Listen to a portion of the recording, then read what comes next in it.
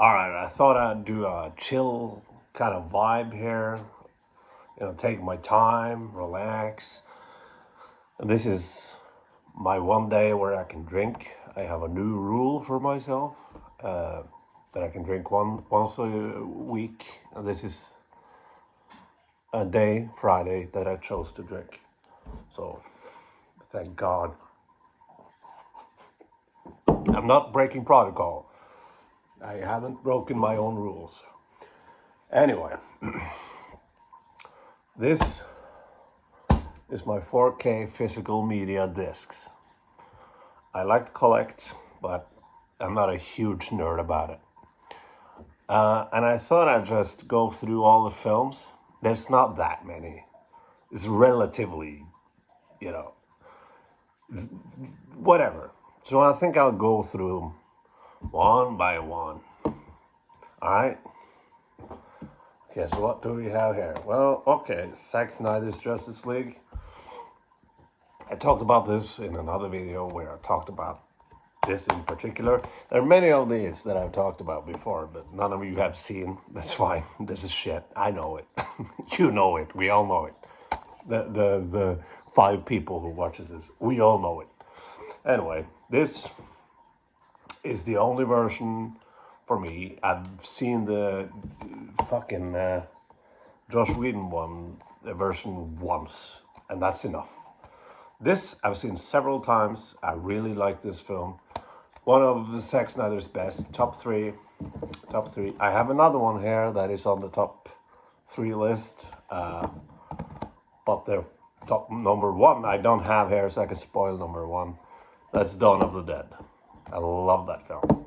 I love it. But that's not here. Maybe I should change that. Maybe I should buy. Anyway, it's a 4-hour film. And it's never fucking boring. Except for the end, the tacked on ending. CGI crap and whatever. Fuck. Ben Affleck is skinny suddenly and whatever. But I really enjoy this. And it's long and I don't feel the length. And I think that he's onto something. That films shouldn't be afraid to be longer. And especially when they're directly on streaming. So I love this film. Fuck, this is gonna take a long time. Alright, fuck this. Dungeons and Dragons. I just talked about it on my video. Did I? Whatever. This is great. Fantastic. I love it. I'm not a virgin, so I haven't played the game, the nerdy game, but I've seen the film. I love it. I'm joking, okay? I'm not. I know nerd girls are, Batman 89. I was born in 1989. This one, I remember watching the last time I watched it, well, like, what, 5, 6, 7, 8 years, I don't know, time is woo. But I remember it was like, I think it was okay, but Jack Nicholson was great. And I watched it again 2 months ago. This year, I think. I kind of dug it. Batman is cool in it. Jack Nicholson is. It's nice to see Joker being Joker, isn't it? Like, I love the Batman. I think that's the best fucking Batman film, the Batman. But I would love to see the Batman, Robert Pattinson's Batman, against this clown. Yeah, a clown. So I dig this.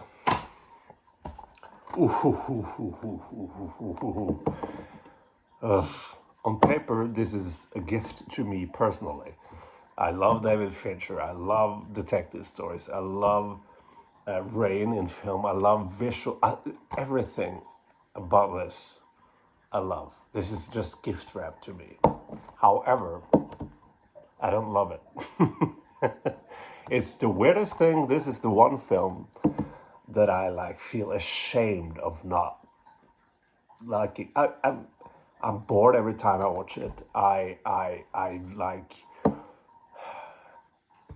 Yeah. I just bought this, so I'm gonna see it again pretty soon. But I've seen it several times, and every time I think, now I hope now I'm gonna like it. Like Spider-Man 2, I was like that with Spider-Man 2. But this one, this is just gift wrap for me, as I said. This is for me, but still, I like the Girl with the Dragon Tattoo, that David Fincher film, more than this. I know, I'm a scumbag, but this is the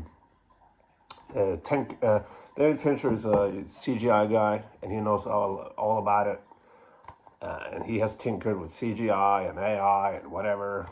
He is the only person that is allowed to do so. One of the few people that are allowed. So I've seen this version.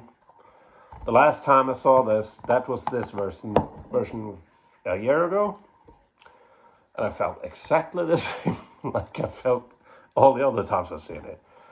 Oof. So I'm hoping that one day I'll love it. And you gotta get real angry with me when I come to Wonder Woman 1984. You gotta hate me. Batman v Superman is like, it's the greatest film ever, the most boring film ever. It's the dumbest film ever. It's the coolest film ever. This is the extended one. That's the only version I'm seeing. This is the extended cut. There's so many things that I love about this film, and I don't hate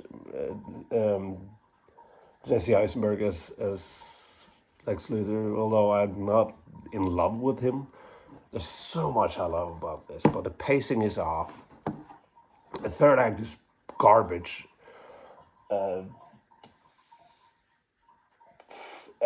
For me, the worst sin this one makes is when they fight, Batman and Superman, they fight. It's like, oh, they're fighting. Oh, okay. It's not, it doesn't feel like they're building up. It's just, oh, okay, they're fighting. All right. But I kind of love it-ish. It's like my mom. Complicated relationship. Anyway, The Exorcist. So I have a Halloween thing. I have an October thing. Every October I watch horror films. Norway isn't Halloween that big thing. It's getting better. Halloween is growing in Norway. And I'm one of those people who decorates and mannequins, Michael Myers, everything. So this for me is one of the many films I have here that I watch only in October. The Exorcist, I don't. Do you know that this has 79% from critics on Rotten Tomatoes?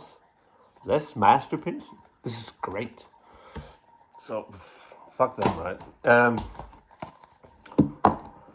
Gotta be honest. I was very into this. I heard that a lot of people liked it. But then I saw Red Letter Media have a review of it, and I was like, okay, now I'm sold. Now I'm gonna buy it, and it's great. It's 7 before. Oh my god, I like this more than 7. Oh my god. Oh, what's his face? Oh fuck, I know his. Brandorf? Right, Bradorf? Whatever. He is fantastic in this. Fantastic. Exorcist 3, Legion. Look it up. I haven't seen the original cut. That's with this, but I like the cut with the priest in the end and whatever. Fine, it's fine. Ooh, this is a good one. This is one of that Batman v Superman 2. I made a review of it, so I love it. There's not much more to say than I have a fucking review of it. I hate calling it reviews because it's not. It's just me talking. Again, I have a review of it, and it's a shitty one. I get really drunk, and I shit. Yeah, it's bad. It's a bad fucking review. This isn't bad though. This is great. This is fucking Blade Runner in 4K. It looks great. And Vangelis, I love the music. I love it. I love it, I love it. So this is great. I gotta rush it more because it's a lot of films. Okay, this one, ladies and gentlemen. All right, this one is one of the films that I'm standing my ground. I'm like, I want to push this film to people, for people. Like, this is better than people give it credit for. It's not great, but it's better than people give it credit for. It's just performances in the film are lacking. There's a romance there which you just don't care about. Benicio del Toro is in it. It was his passion project, but he like feels like he's sleeping throughout the film. Also, this is the director's cut. Director's cut. I only see the director's cut, and that's director's cut. Max von Sydow is in it for 3 minutes too, and it's Wolfman, 2010. I love the atmosphere. I love the makeup. I love the violence, and I usually watch this every October with sometimes a double feature with Dracula. Spoiler: I have this Dracula too, and this one. It's better than people give it credit for. It's not perfect, not at all, but Anthony Hopkins is great. I'm a champ. I will defend this film. It's not like Last Jedi, where I think that Last Jedi is great and everybody's fucking wrong. I know this isn't great, but it's not as bad as people say it is. Especially watch it in October, like when you have I have my own tradition. I watch horror films in October, as I said. So yeah, this is only my 4K film, by the way. I would love to talk about Suspiria 2018, just like a side thing. That is also fucking great. Suspiria 2018. I was like, I saw the trailers and everything. I was sold. I was like, fuck yeah. And then the critics and people like, it's not good. I was like, fuck. All right. Then Red Letter Media, Josh and Jay talked about it, and they loved it. And I was like, fuck yeah. So I bought it right after, and I love it. Coraline, it's my rule. This is my rule. It's fun to make rules for yourself, you know. I can only watch this in October. So when I watch this, I know it's October. This is great, and it's fantastic in 4K and OLED TV. It's from Leica Studios. It's puppets. No, some sort of puppet thing, whatever. It's not CGI. Just great film. Great film. Whatever. Another great film, later in the 2049. Better than the first one. Doesn't have the Vangelis music though, but this is Denis Villeneuve, my favorite director, working today. Wow, Scorsese. That was Scorsese. What the fuck? Anyway, great film. Fantastic. Roger Deakins, cinematography. Great film. This one is a film, the only film that makes me cry every time. And it's The Green Mile. This is better than Shawshank Redemption. My now ex, I said to her, like, she was agreeing with me with Shawshank Redemption. It's a great film, a good film, but when I watched Shawshank Redemption, I think it's good. I think it's great, but it's one of those films where 5 minutes after I was like, I've forgotten about it. And she was agreeing with me. She had the same thing, and then I showed her this, and she cried, and I had allergies.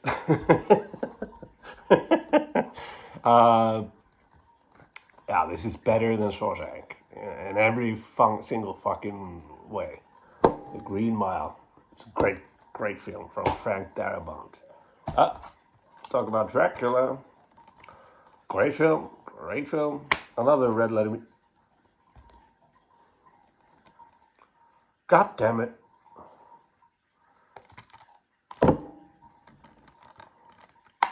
I lent this to my brother, I think. And now the CD isn't in the case. Fuck you, man. My brother, fuck. Great film. Keanu Reeves is cool as fuck. But terrible. But Anthony Hopkins and Gene Hackman, now Gary Oldman, are fucking great. I would just love to see more screen time between the two.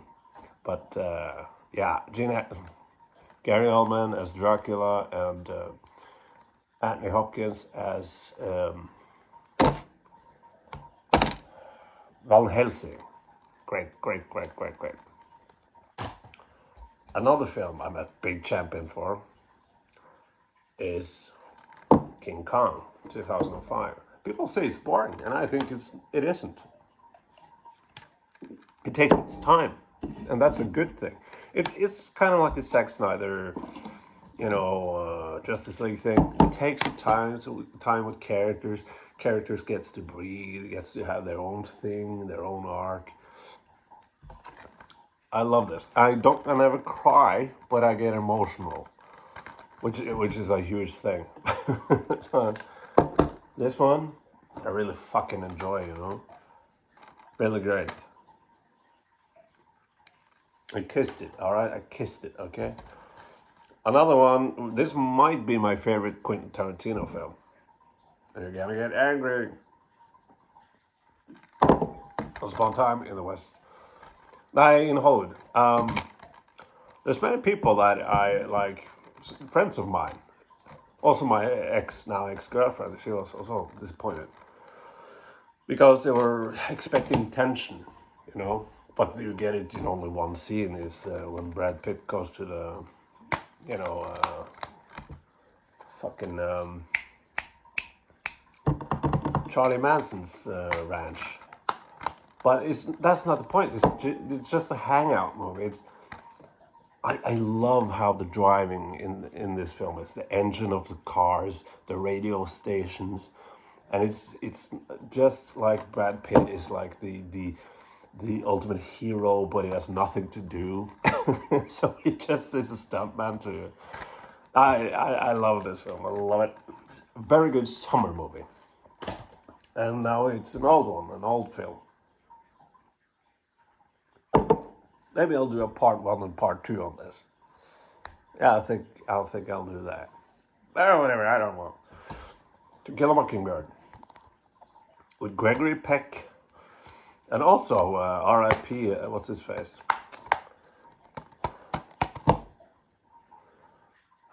Fuck. What?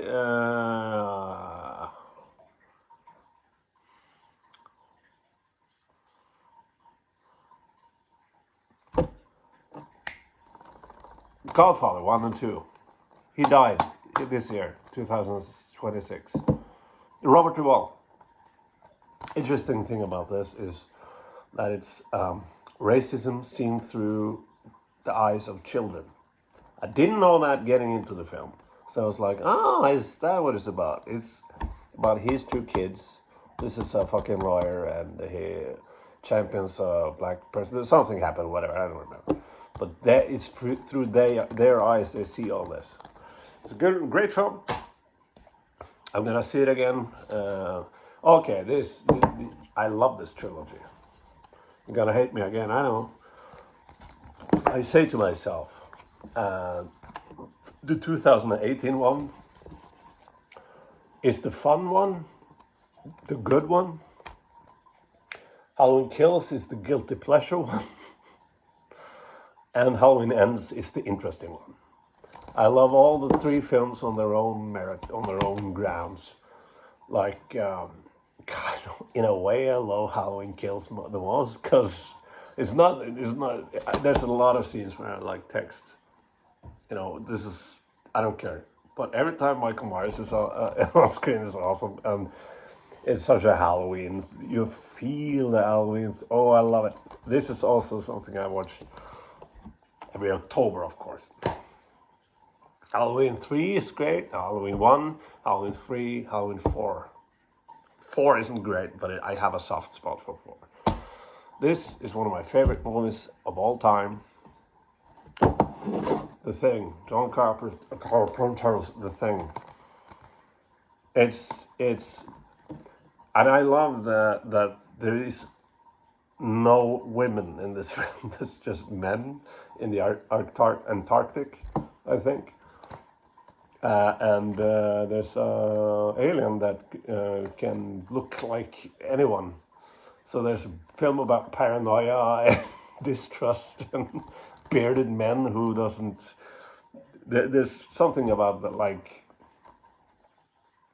It would have been a completely different film if it was just women, but they're men.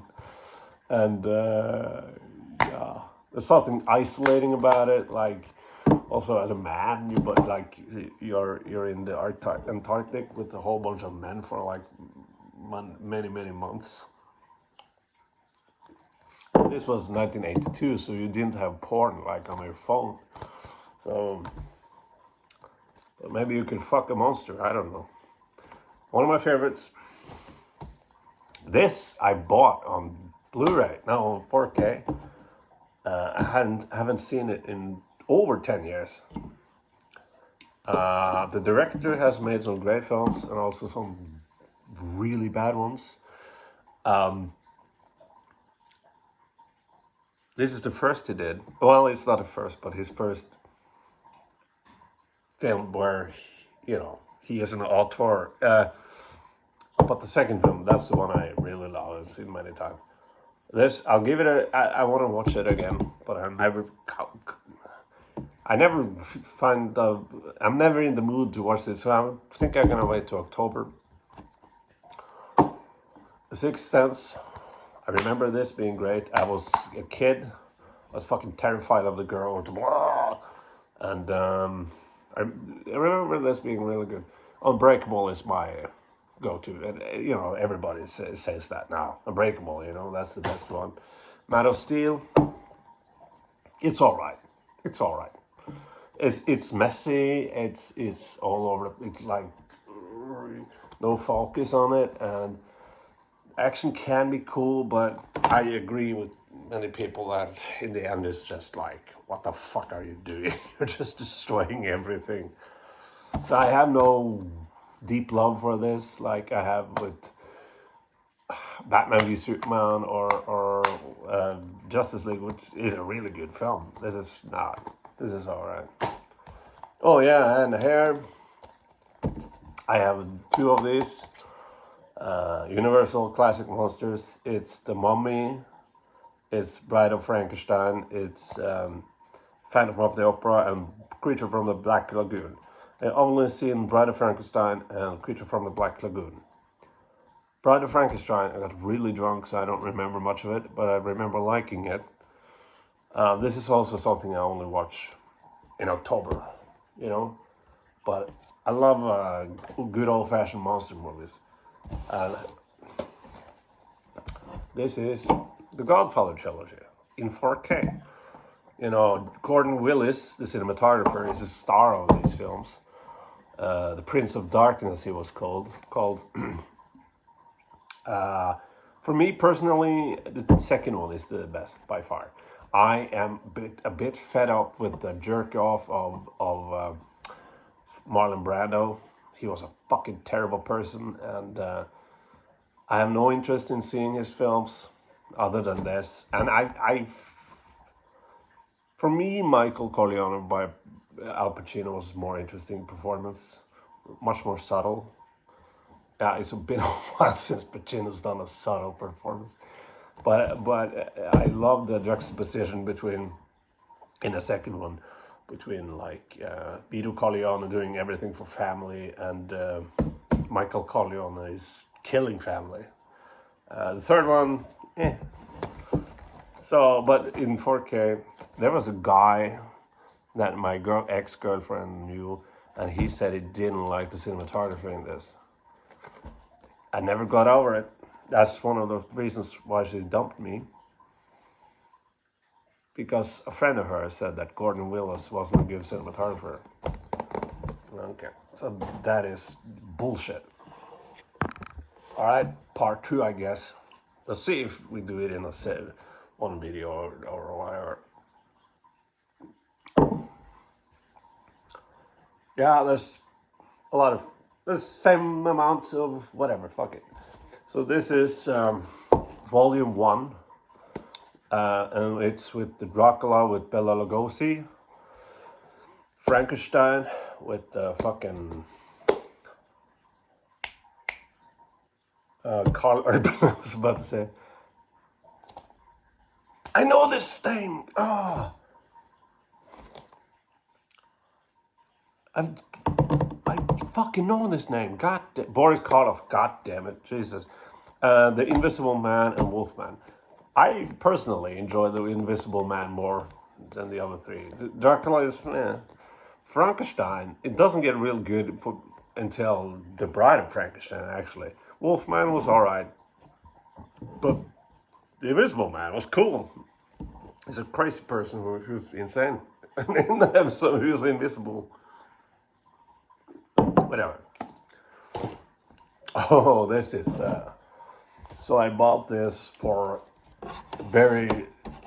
I bought this very, very cheap, and it's a steel cover, steel book cover, steel whatever. And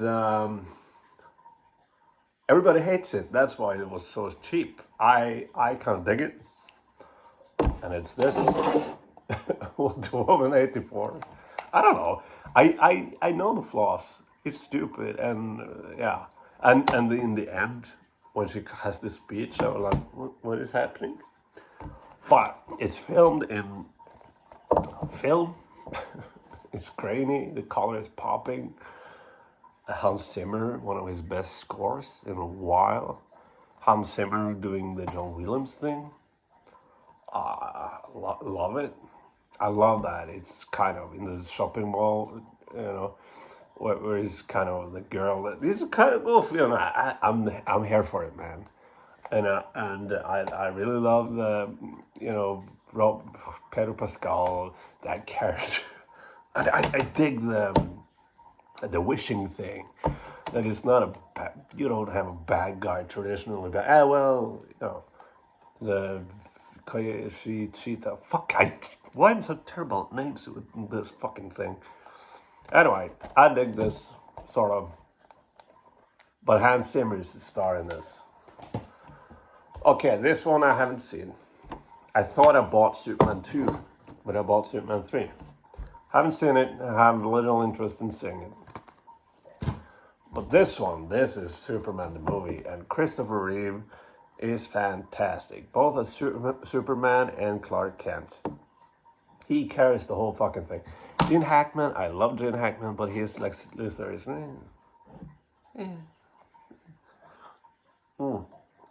John Williams score, everything. I dig this. Dig it. Much better than Man of Steel, that's for sure. Alright. This is a classic. Gladiator. Ridley Scott, 1980s, he had Blade Runner. 1990s, he had what? 1970s, he had Alien, then Blade Runner. In 1990s, let's say Thelma and Louise. Haven't seen it, but 2000s, he had this. 2010s, he had The Martian. Haven't seen that either. 2020s, I don't know. But anyway, fuck it. This might be one of his best. It's just really good. Hans Zimmer is fantastic in this. Does a fantastic job. Joaquin Phoenix is I hate him, but that's great. He's supposed to. It's just a classic. It's just just great. I watched this as a kid, and I was like, because they slashed off arms and limbs and blood everywhere. I loved it. Nobody's ever talking about this film because every reviewer on YouTube now has to be funny, right? So they can't talk about Schindler's List. You can't be funny when you talk about this one. You know, I know there's a lot of people who can't, like, dark films. They can see it a couple of times in their lifetime, but it's too heavy. You know, the what it's about. I've seen this many times. I can see dark films. I have no problem with that, and this is a masterpiece. This is Spielberg's best film. It's fantastic. The cinematography is great. It's not annoying like it is now in his films from 2000 and up. I mean, I guess this is woke now. Is this woke for you guys now? You know, that Nazis were bad. Is it woke? Maybe it's woke for you guys. Anyway, this is a great film. Great film. Mad Max Fury Road is also a great film, but in for different reasons. This motherfucker in 4K. An OLED TV. OLED. I have one. I have a real good TV. So the metal and the rust in the on the cars really pop. And here's the thing. When this was on Blu-ray or whatever, I kind of had a problem with the coloring, but because it's colored really extreme or very, like, when it's night it's very blue, when it's not night it's very orange, and they play with colors. For me, it kind of was a bit too much, so I really actually enjoyed the chrome one, black and chrome, or whatever. That was because I could see the rust and the texture in all the cars. But then I saw this in color, 4K. I could see both. I could see the colors and the rust and the texture and explosions, and yeah, it's must watch on 4K and on OLED TV. No, it's not. No, it's not. Whatever. Fuck you. It's my fucking opinion, and it's my fucking channel. Calm down. Inglourious Basterds might be my number 2.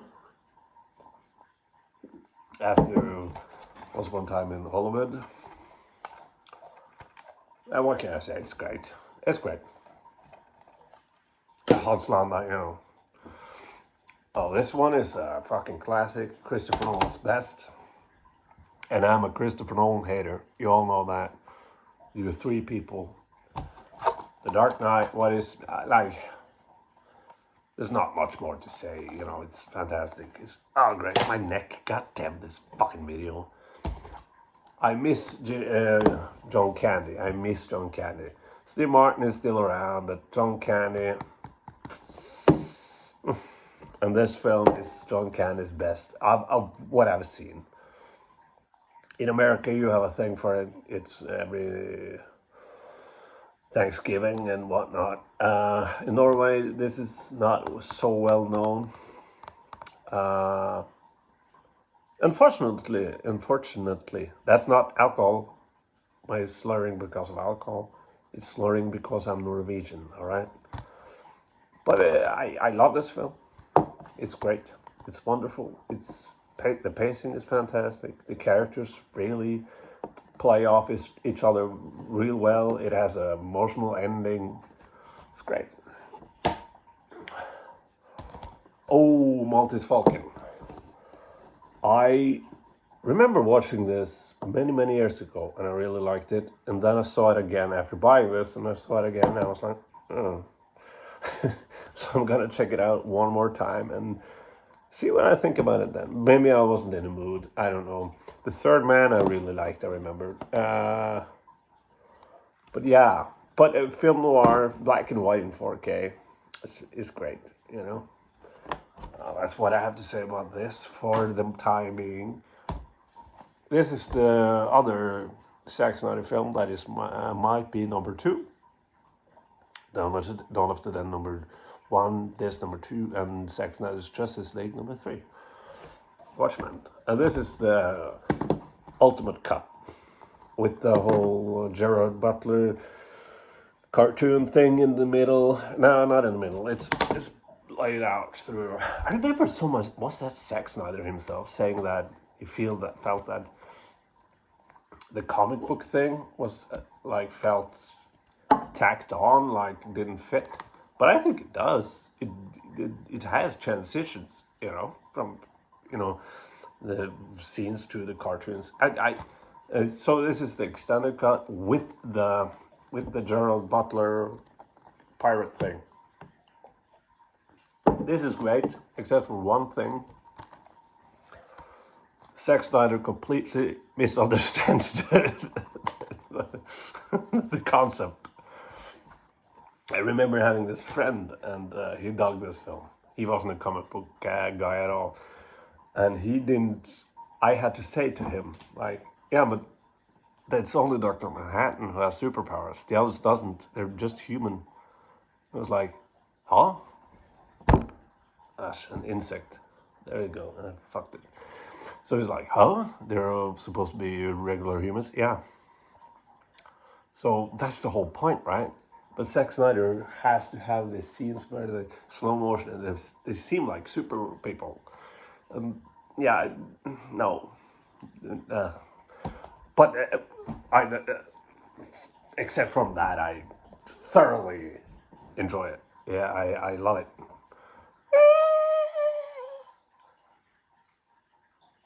I don't know if I love it, but Dawn of the Dead I love.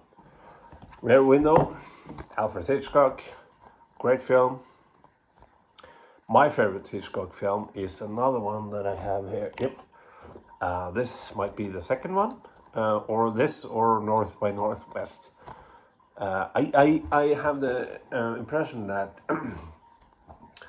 film nerds in general rarely has Psycho on number one on their list. Psycho is good, but it is what it is. It's goddamn fucking insect. There we go. That fucking insect. What is that? Fucking spiders or whatever. Anyway, Rear Window, and who is that playing the woman in this? She's a famous one. James Stewart, yeah, but Grace Kelly, is that it? Anyway, the woman in this, I think it's Grace Kelly, is wonderful. She's great. And James Stewart, me and my brother has a thing for him. It's like, James Stewart is the coolest motherfucker ever. He is so classy. Anyway, this might be my favorite horror movie of all time.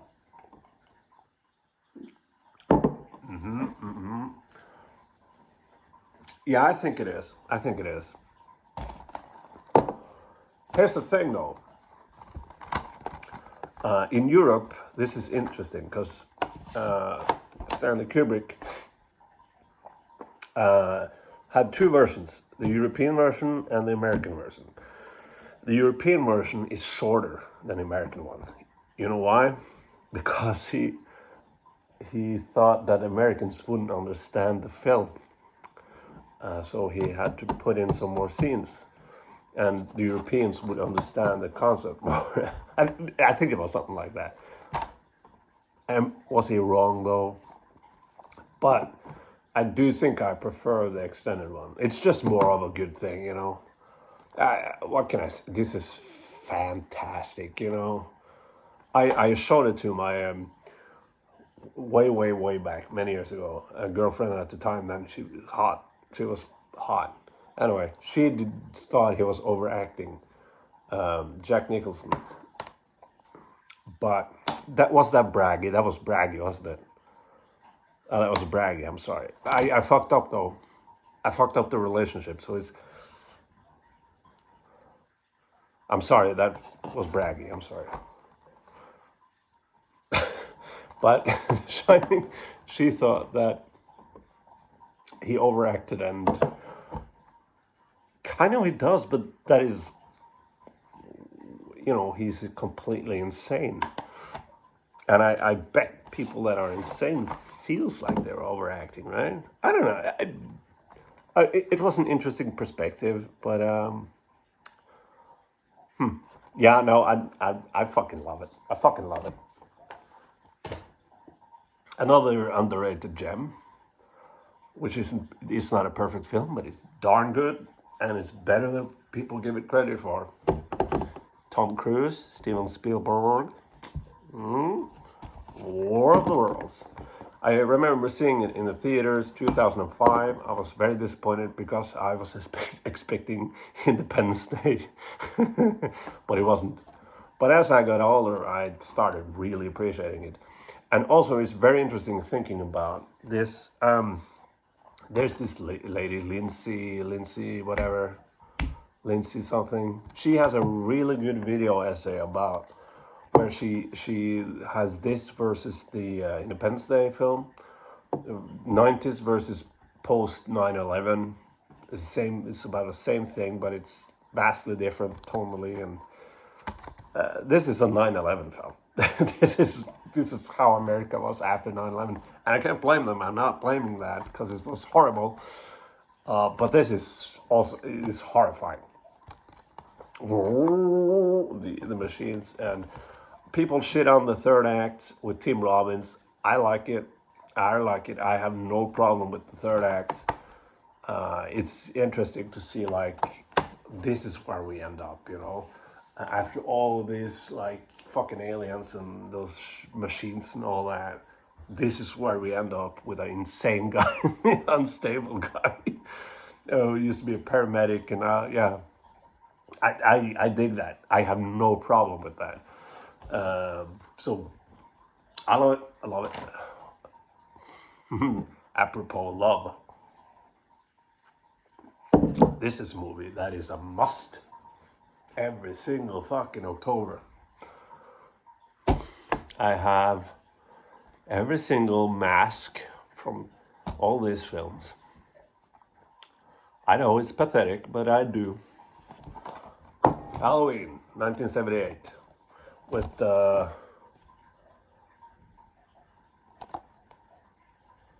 Jamie Lee Curtis, god damn it, and Dr. Loomis. What's his name again? Whatever. You know that Christopher Lee was offered the role of Dr. Loomis? I wish I didn't read that. I wish I didn't know about that, because Christopher Lee as Dr. Loomis would be fucking great. I gotta admit that fucking guy as Dr. Loomis, the guy in James Bond who was Blofeld. Oh, fucking hell, man. Whatever, he's great in it.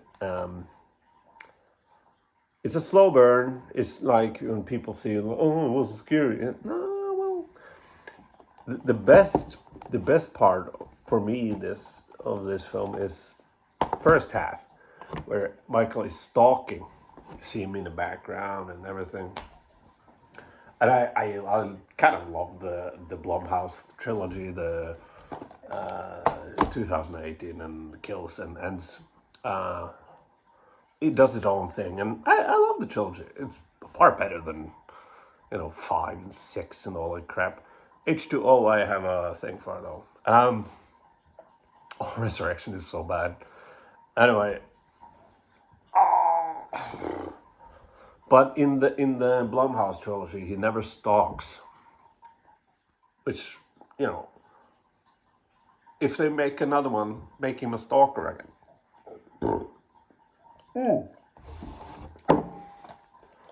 Okay, now we're getting close. God damn it, I'm itching like a motherfucker. Wait a minute, I'm getting a beer.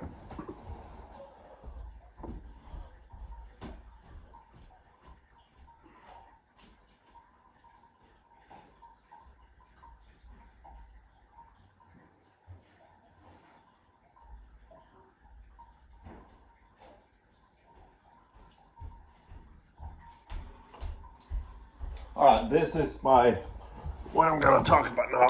Might be my favorite movie ever. It's certainly on the top 10. I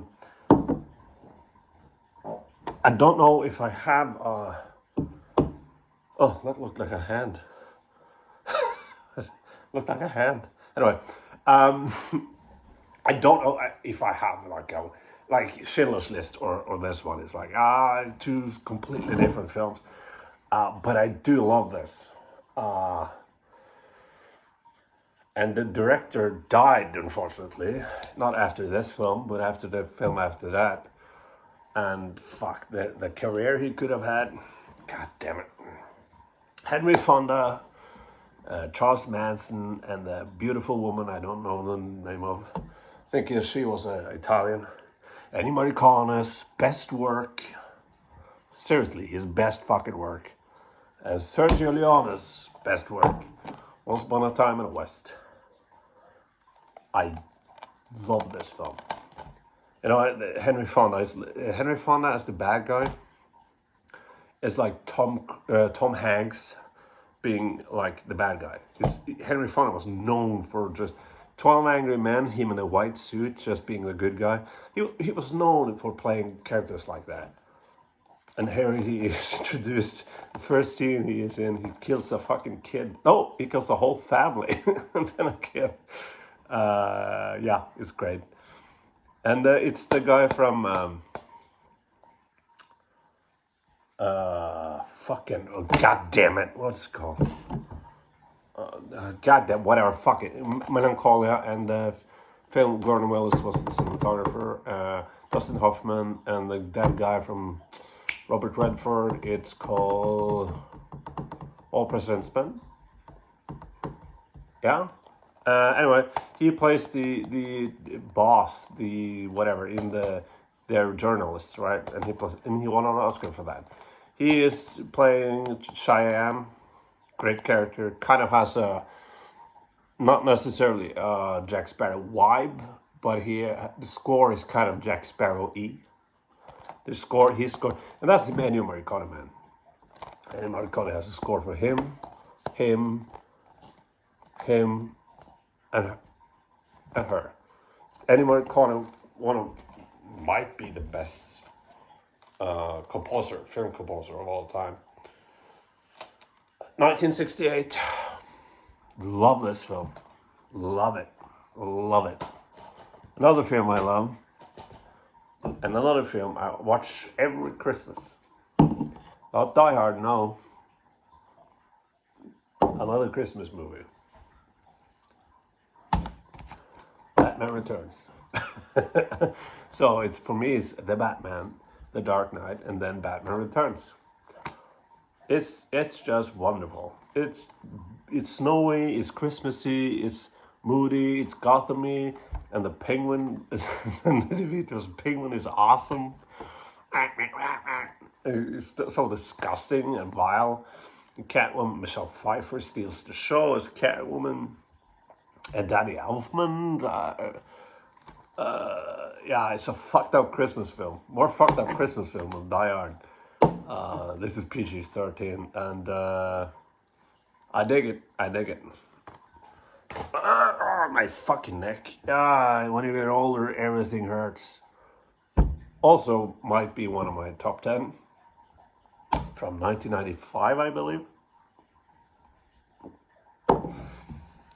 Al Pacino, Robert De Niro, Michael Mann, the corpse guy. He's a corpse now. Val Kilmer. Yeah, you know the film Heat. Fantastic film. Love it, love it, love it, love it. I think I'll put it on same level as Once Upon a Time in the West. This is just great. It's just great. It's just great. It's just great. The pre-robbery, you have all now. You're following the cops. You're following the robbers. You get attached to all the characters and whatever. And then shit goes down, and it goes down like Chinatown. I don't know what that means, but yeah. This is so good. This is so good. I love it. Bye. Might be my favorite. I think it's my favorite Hitchcock film. He did the Birdman thing before Birdman. This is filmed in one take. Of course it's not. it wasn't technically possible either. But he films it in a way like if someone is like he films the back of someone, and then he has he can cut, but it films further. So they do it nowadays too, but he has to do it every 10 minutes or so. But the concept is fantastic. The concept is two homosexuals. They don't say it out loud because this is in the 50s or whatever. They kill someone and they put him in a cupboard or casket or whatever, and they serve food dinner on top of it, and they invite all this victim, this dead guy in this. They invite all his closest friends, and it touches on the Übermensch, the Nietzsche's Übermensch, the superhuman. As a guy who's read Dostoevsky and a little bit of Nietzsche, it touches on that, and it touches on actually Crime and Punishment also, because the one guy really starts feeling it. The other one is purely a psychopath. And then James Stewart shows up and he is like, wait a minute, there's something weird here. Great film, love it. I don't have any bad films here. Of course I don't. It's my fucking films. I bought them. 2 films left. This one, I'm not seeing the last one. I'm curious about it. This one is from 2024, and I just learned that it's a Christmas film because it's a Christmas tree in the background. So I'm gonna watch this every Christmas now. I'm a big Christmas guy. It's Nosferatu. Love this film. I don't. Oh, okay, that's the last one. All right. I get it. So I don't know. I think I like Francis Ford Coppola's Dracula more than I have in this bunch. But it's not. I don't know. Nosferatu in this is so cool, terrifying. But you see him fucking kill kids, and the ending is so disgusting, but it's liberating, and the voice he has is a deep voice and bass voice. Robert Eggers, man. Lighthouse is fantastic. I love Lighthouse. This is I don't know if I like this. I think I like Lighthouse a little bit more. But Nosferatu is the romance thing in Dracula, Bram Stoker's Dracula, Francis Ford Coppola's version. It's very sexy and intimate and sensual. I feel like there's a lot of women that likes the film, which is all right because it's very sexy. And my ex-girlfriend certainly did. She came home from watching it in the cinema. Or there was some sort of she was part of a group that watched old films on the cinema, movie theater. And she came home and we lived together, and I sat there with beer and started farting or something. I started farting. And she said like, I'm coming home from this sexy, wonderful film and you sit there and just fart. Yeah, whatever. I gave up I'd given up on the relationship by then. Anyway, that's not, but I don't know which one is best. It would be interesting to watch them back to back, oh, fuck my neck. And fuck it, it's the last one. It's the last one. This is also a movie I love. But it's on HBO Max all the time. It's there, so I don't know why I have it on 4K, but it's better than The Dark Knight, in my opinion, because it gets Batman right. This movie understands Batman in every single fucking way. First of all, he isn't chased by the cops. He's chasing someone. That's the Batman thing, and he's violent as fuck. And the thing I love about Batman is like his one kill rule is like, yeah, but you're a fucking hypocrite because you, you are so violent and so full of anger that he wants to kill. That's the thing about Batman, in my eyes at least. He really wants to kill. That's why he's not killing, right? That's the discipline of it. But the interesting thing about Batman is the discipline versus the rage. And he's such a complex character. And also in this one, you don't have the like Batman Begins where everything is explained. This one, you have Batman looking at a kid in a murder scene in the beginning when the mayor is killed. Just looking at the mayor's kid, and you heard Kurt Cobain play "Something in the Way," and you understand it.